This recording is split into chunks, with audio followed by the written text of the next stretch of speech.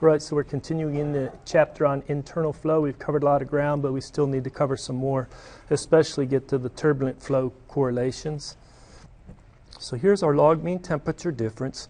So if we have temperature as a function of x going down the pipe, we have the hot surface, we have the fluid mean, it comes in lower, we defined theta inlet, theta exit, and we just said the log mean temperature difference is, I can't remember, one of these equations, equation A or equation B.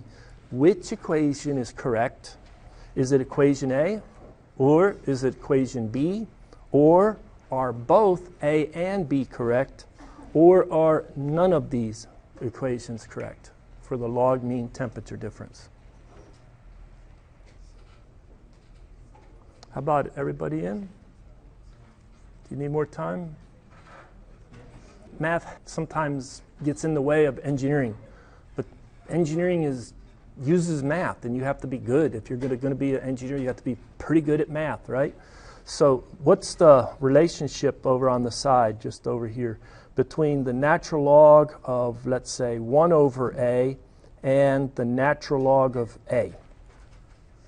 What's the relationship? It's a minus sign, isn't it? Isn't it? So I look at this term and I say, this is the natural log of theta initial over theta exit. What do I do if I wanted to flip them? If I put a negative sign in front of that, right? Wouldn't that flip it? But I just can't put a negative sign only in the denominator of an equation. I'll have to put a negative sign in the numerator of the equation as well. Right? I would like to ask that question again.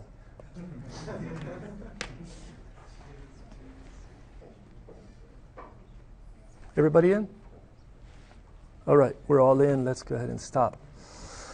Well, if you allowed me to multiply the numerator and the denominator by a negative sign, that just switches the order of these. Isn't that what happened over here? And doesn't that just flip the order of these? Isn't that what happened over there? The equations are the same. We have to go ahead and grade this. So both of these equations are correct, which when you first look at it, you say, something's wrong here. Something's wrong. But it's not, isn't it? It's okay. And let's see, we had 81% correct.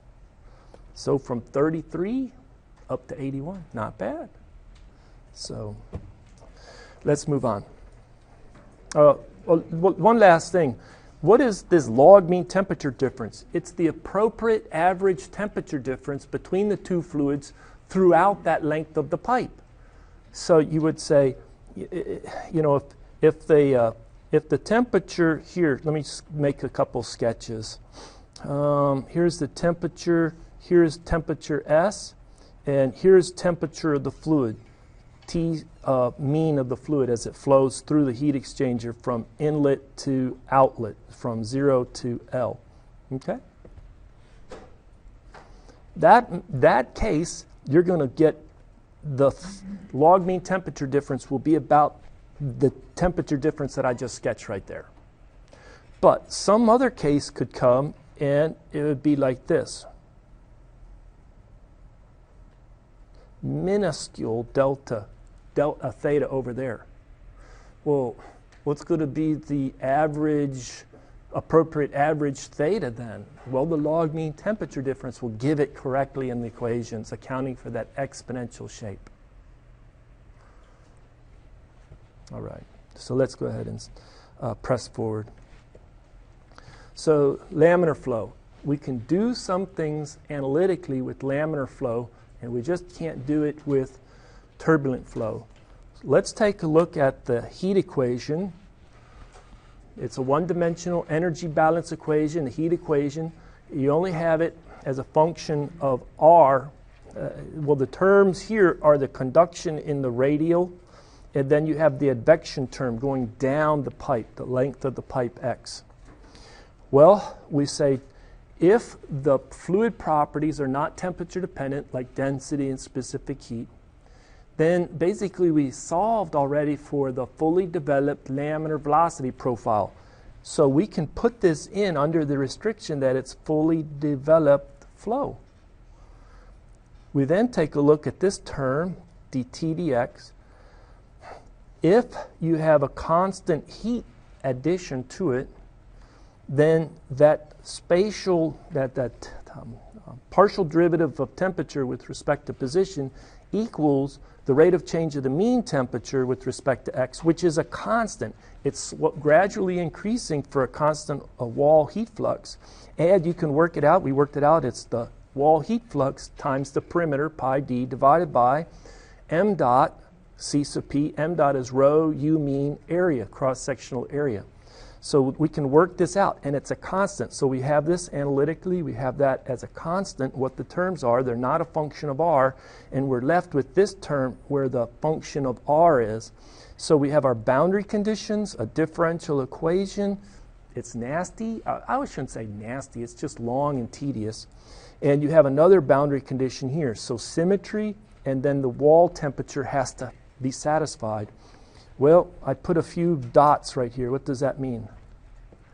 I don't want to go through 3 pages of the tediousness. It's in the book and it's done pretty well. And I know everybody here has the skill set. It's just that you may need 5 or 6 blank pages to work it out. But it's just integrating and multiplying polynomials. And what you find is you can get an expression where the convection coefficient's a constant divided by or times k over d. So you transform that into the Nusselt number, and you see for fully developed laminar flow, you have a constant Nusselt number, which is 4.36. 4.36 is 48 over 11. What happens if you change that wall boundary condition so it's constant temperature? Well, maybe I should put more dots here, indicating a little more challenging. Actually, a lot more challenging. And I'll leave it to you to take a look at it, but it's not just a bunch of polynomials and a bunch of integration. You have to assume the profile and go back and forth and iterate numerically. But people have solved it, and it comes in at 3.66. So these two numbers are like big numbers. I mean, everybody's looking for things to tattoo on their body. There you go. They'll say, oh, 4.36, 3.66. You're an engineer. You study heat transfer. That's the Nusselt number for fully developed laminar flow, isn't it? See, it can start up all kinds of conversations with the fellow. All right. So just a summary. It's a constant when it's fully developed laminar flow. It's smooth. We didn't do this for rough. What happens if you have a rough? Well, it basically trips the boundary layer a lot earlier. So you're not going to probably get out to 2300 for the Reynolds number. So, but nobody really analyzed it and put it in an undergraduate heat transfer textbook. And so here's the criteria. You need to be far enough into the pipe such that you're fully developed thermally and hydrodynamically. And then for the constant heat flux. Just a couple restrictions. Don't forget the restrictions. What happens if it's not fully developed? Well, find a chart like this. That's what they gave us in this textbook, or do something else. You know that the local H is higher in the entrance region. Don't ever lose sight of that. The local H is greater than the fully developed H in the entrance region. So that's what they're showing here. They're showing X kind of going down the pipe. Here is, oh, we're in the entrance region. What about the Nusselt number, the local Nusselt number? It's higher than the when it's fully developed. And when it's fully developed, you have 2 boundary conditions of interest: constant surface heat flux, 4.36, and for constant temperature, 3.66. So what happens is they show it for 2 cases here. This is a little more complex than I think it needs to be, but you could have a pipe that starts right here from a tank, and that pipe is heated right there, right? Or you could have it where the pipe starts from a tank and it only begins to be heated far away after it's already entered the pipe. In this second case, this is already fully developed hydrodynamically. But then it hits a boundary condition thermally, and now it's starting to develop thermally. So that's what they talk about, a thermal entry length. The one here, the first case, is when you're doing both the thermal profile is developing as well as the hydrodynamic at the same time. Well, they only plot it for the piece of R is equal to 0.7. What's that? About 1, so they develop about the same rate. And the piece of R, when you solve a few problems, does anybody realize what type of fluid that is? Is that it's air, it's gas, ideal gas. 0.7 is the Prandtl number for gases like air. Okay, so what you do is this plot here gives us the local Nusselt, hence the local H, and this one gives us an average from the entrance up to that point. All right. Do you want to solve a problem using that chart, or do you want to skip it? Professor, tell me if it's on the exam or not, and then I'll answer that question. I can't tell you if it's on the exam or not. Solve it. So we have air, good, it's a Prandtl number, 0.7, matches that. You have a velocity coming in of 0.7 meters per second, and it's heated from 25 to 75 C in a thin-walled 19 millimeter diameter, 2 meter long tube. Oh, there's so much information here, right? So they give us the diameter, they give us the length. The length is 2 meters, the diameter is 0.019 meter. Did I do that millimeter to meter correctly? Yeah, if we don't, we'll mess it up. Okay, and we have a uniform heat flux, so that's one of those key conditions, uniform heat flux applied. And for air, use this density value, the specific heat value, viscosity, conductivity, and Prandtl number. Determine the heat flux required. What are they asking us to solve for? Q double prime at the surface, which is a constant over the length of that pipe. What principle am I going to use to solve part A?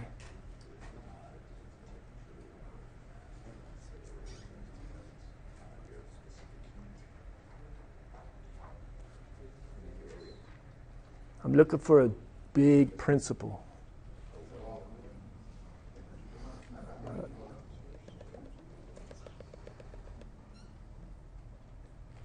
Control volume. I have flow coming in, it's cold. Flow going out, that's hot. I have heat flux coming into across that boundary. So conservation of energy gives us Q double prime at the surface times pi d, that's the perimeter, times the length. We know the total length, we know the diameter. We're looking for that Q double prime. But it's really given to us because they give us enough information to calculate the mass flow rate down the pipe, and the specific heat is given, and they tell us, oh, the mean temperature exiting and the mean temperature inlet are both known. Right? So in one equation, that equation comes from, not a rate equation, it comes from an energy balance equation. And so we can solve for Q double prime.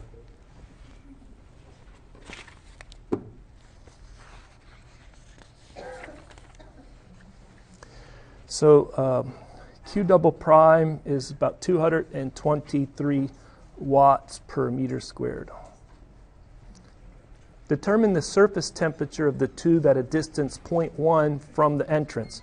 So if it comes in at 0 and it goes out at 2 meters, here's 1 meter, here's 0.1 meter. Guess what? 0.1 is close to the entrance region. We have to be careful. Maybe it's still being developed. It's developing because it says that it comes in with a uniform velocity profile and a uniform temperature profile at the inlet. So it's coming from a large tank. So it's combined development of both the velocity profile and the temperature profile. So how do I work this problem? Well, let's calculate the Reynolds number. Okay, so if we calculate the Reynolds number for this problem, we have here's our velocity, right? That's u mean. That was the u mean. So we get rho u mean d over mu, and the Reynolds number comes in right at 1870. What do we conclude? Laminar flow, and that's about the only hope we have, a laminar fully developing flow. All right, so if it's laminar flow, we can then calculate what is the distance to become fully developed thermally? It'll be 1/20th or 0.05 times the diameter times the Reynolds number times the Prandtl number. When we calculate that distance, it takes 1.24 meters to become fully developed. Oh, it'll be fully developed before it exits at 2 meters, but at 0.1, it's definitely not fully developed. So we have to go back to this plot, and we look and we say, somehow I'm in the entrance region. I have to find and compute x. And I know they show it the inverse of the Grant's number, but it's just, don't worry about another name on another number. I mean, they want to honor everybody in thermal fluids and heat transfer, and they throw a lot of parties. But, when somebody gets honored with their name tagged to something, they throw a party. But let's go ahead and just calculate it. The x is 0.1 meter. You divide it by the diameter. You divide it by the Reynolds number and the Prandtl number. That x-axis becomes 0.004. I have to find 0.004. Well, here's 0.01, here's 0.005, here's 0.001. What do you think? Close enough to this line? Comes up.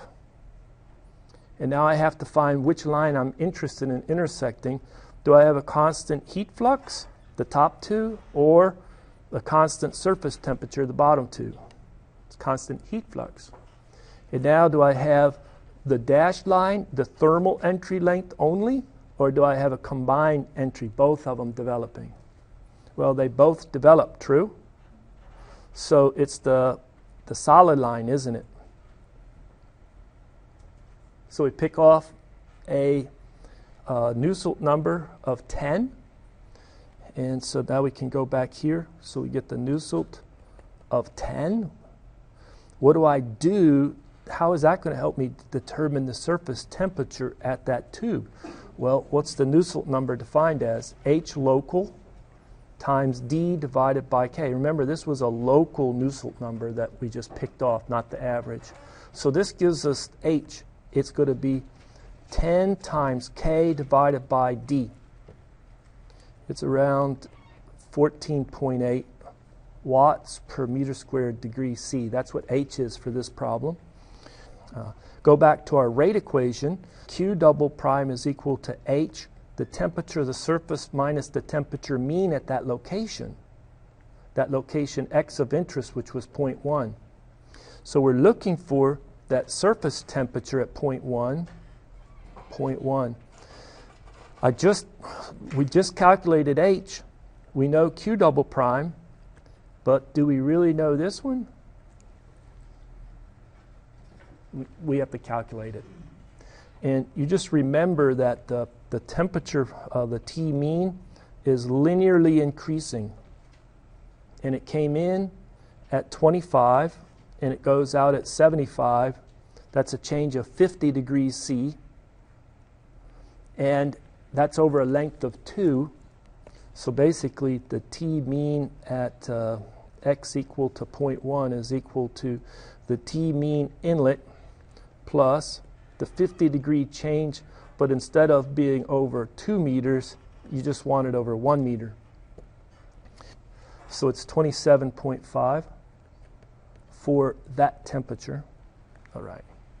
It's so the Ts at the surface temperature at the location 0.1 is equal to Q double prime divided by H plus Tm at that location. Ts at that location is around 42.6 degrees C. All right. How about at the tube exit?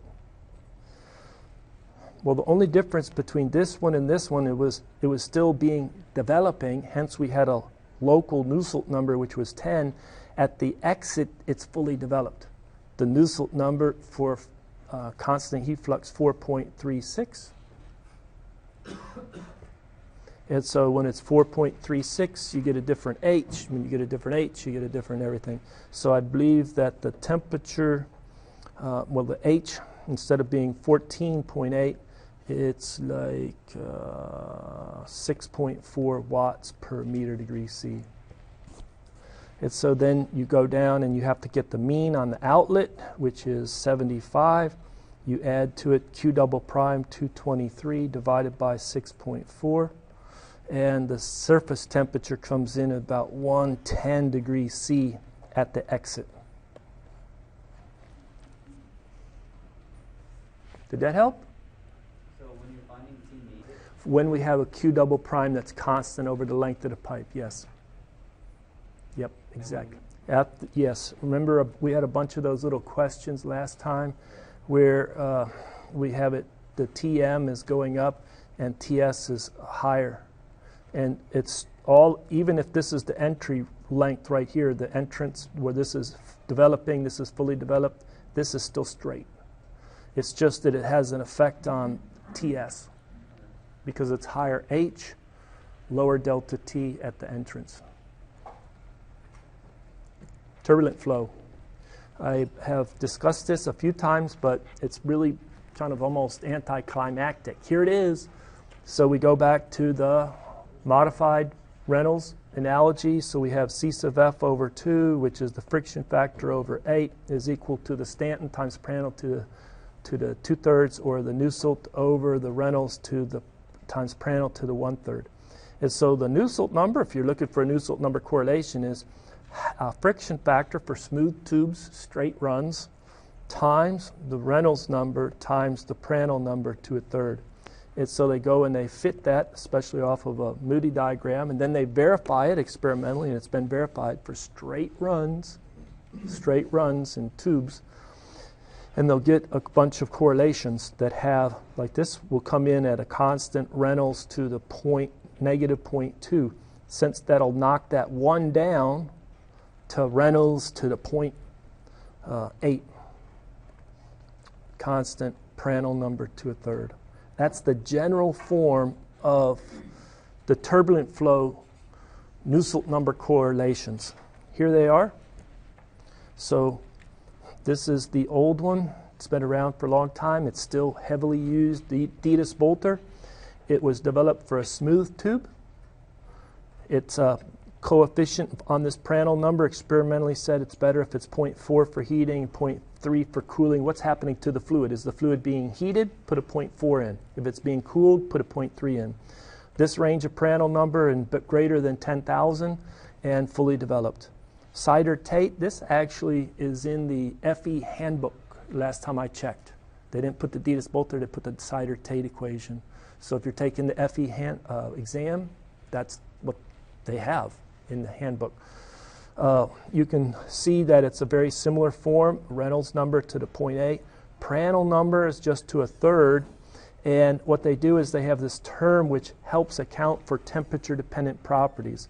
All of the properties are evaluated at the mean temperature of the fluid, or the average of the mean temperature if you're doing a pipe flow calculation, except for this term right here. So you get mu evaluated at the average mean temperature of the fluid, but that subscript S is the viscosity evaluated at the surface temperature of the wall.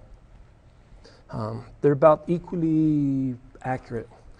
The slightly more accurate was published many years later, but still a long time ago from today, probably over 30 years ago. And you have F over 8, you can see, oh, they're accounting for the friction factor, Reynolds minus 100. It looks like they're just curve fitting. These parameters are just curve fitting. And they try to keep a simple correlation, but they curve fit. The range of the Reynolds number is small. It goes lower, so it's a larger range. And the range of the Prandtl number is larger.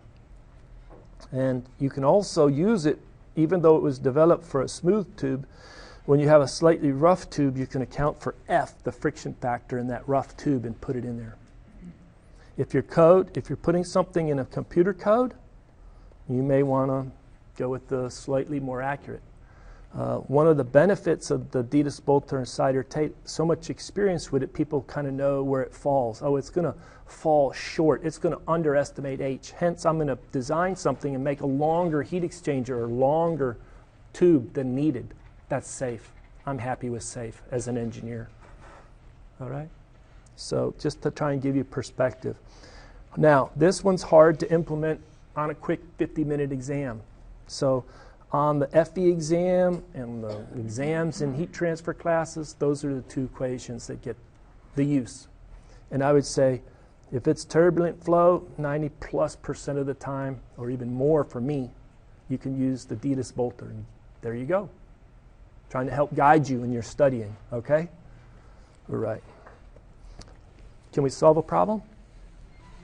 So we have water, it's at 25 C and flowing at a mass flow rate of 3.9 kilograms per second. It enters a 40 millimeter diameter pipe which has 100 degrees C constant wall temperature, and the water is heated until it leaves at 79 degrees. So that's a lot of information. So the Tm in is 25 degrees C. Tm exit is 79 degrees C, just like that.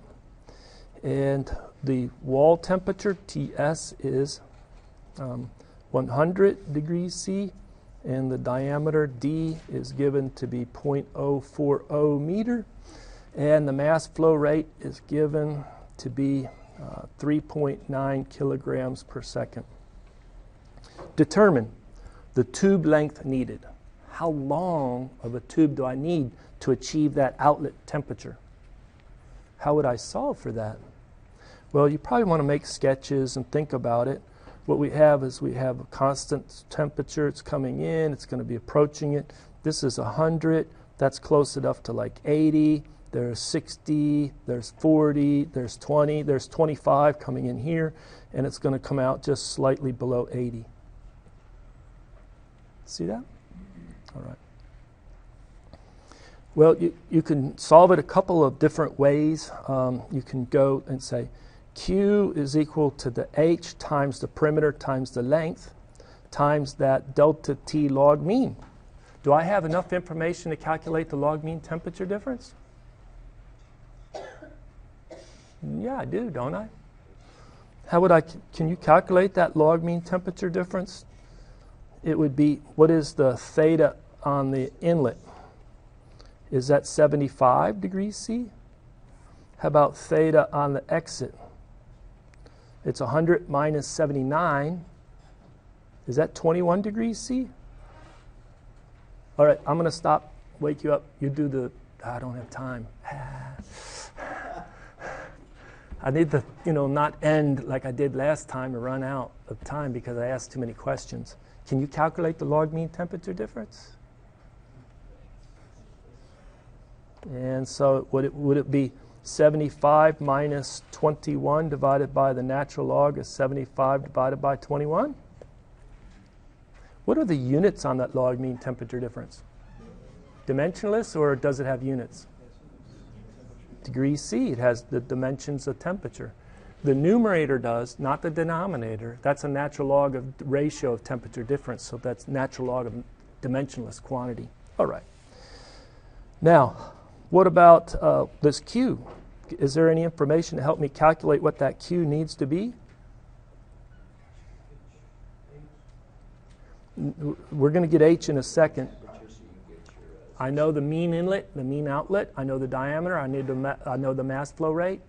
So this is m dot C sub P times Tm exit minus Tm inlet. Does that make sense? So I know there's a little bit of work to get the mass flow rate. You have to get the density, the mean speed. That's what's given. No, they give it to us. They give us the mass flow rate, don't they? Right here. Good. What has to do is I want to get H now. In order to get H, I want to get the Nusselt number. To get the Nusselt number, I usually check the Reynolds number to see if it's laminar or turbulent and get the right correlation. So we need to get the Reynolds number. So you can use the Reynolds number is use of m d over nu. You can 4 m dot over pi d mu. There's a number of different variations of it. Let me see.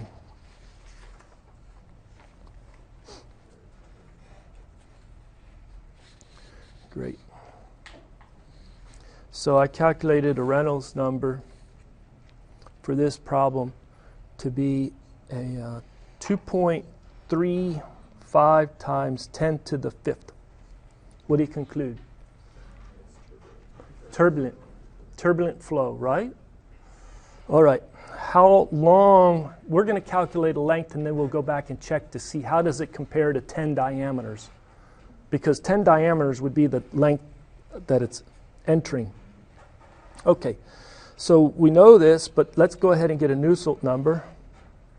How do you want to get a Nusselt number? Turbulent flow, 0.023. Reynolds to the 0.8. Prandtl. Is it heating? Put 0.4. Is it being cooled? Put 0.3. What's the exponent on the Prandtl? 0.4. And so you calculate that Nusselt number, 745 with the 0.4. All right, so now we can calculate what is H on the inlet. What's H on the inlet? 12,020. What? 12,000 watts per meter squared degree C. Why so high? H is high when you have water, forced convection with water, liquid water. It's a good thermal conductivity, high. It's turbulent. It's going to have a high H. So we have Q, we have H. We know the perimeter, that's pi d. We don't know L, but we just calculated the long mean temperature difference, didn't we? And so you could calculate the tube length. The tube length comes in at 13.7 meter part A. What is the entrance region? 10 diameters. What is 10 times 0.04? The entrance region is 0.4 meters. So it's fully developed over the vast majority of the length of the pipe. We neglect a little bit of entry length. This is to X to be fully developed thermally is 0.4, which is 10 diameters. So it's considered fully developed? Yes, over the vast majority of the length. So we neglect the entry region. All right. What about the pressure drop in the tube? Nothing to do with heat transfer, everything to do with the prerequisite class. How do I calculate that loss? Friction factor using the Moody diagram, length to diameter ratio, times 1/2 rho u mean squared, the velocity pressure. So I have to get that speed in the flow in the pipe, that mean speed, calculate the velocity pressure, get this friction factor. The friction factor is about 0.015 off the Moody diagram. And then you calculate a pressure loss is about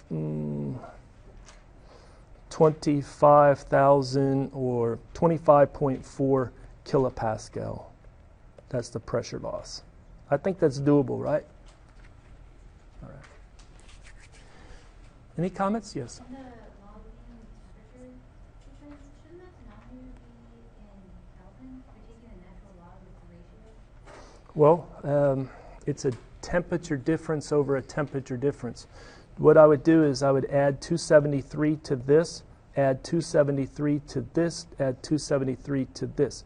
And then when you take the difference, remember this theta up here is the theta on, where did I write it? I don't even think I wrote it. Theta inlet, and it'll be 75 Kelvin is the temperature difference. And the theta on the exit will be 21 Kelvin on the exit, and so it's the same.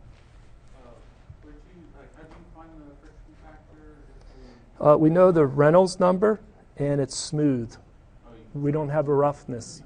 So we can go with equation 821 here. You can also go with an analytic expression. Because it falls within the Reynolds range. Is that equation 0.79 log of the Reynolds number minus 1.64, oops, I'm running out of room, to the negative 2 power?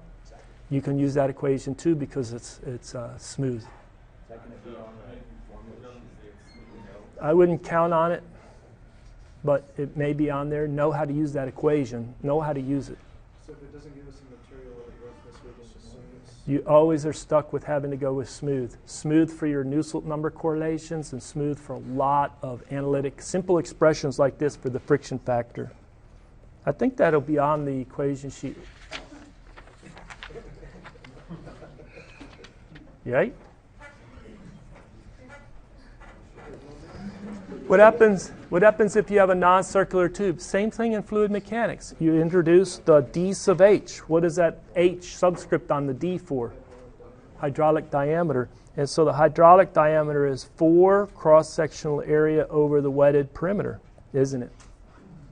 And so we use the hydraulic diameter. You should be able to do that for this type of cross-section, that type of cross-section. Whatever the fluid is flowing down, you should be able to calculate the hydraulic diameter. Well, I'm going to solve this problem and post it for Monday's lecture.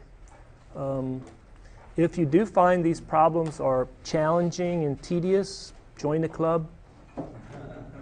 That's what they are. Just kind of make sure you don't get the wrong equation, the wrong correlation.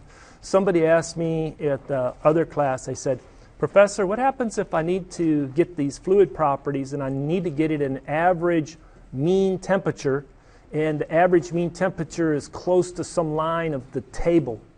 What, can I just not have to interpolate? Don't interpolate in the table on the exam. Interpolate in the table to get your properties at very good temperatures for homework, but get close in the exam, okay? But you don't have time to interpolate on exams. Just get to the right value.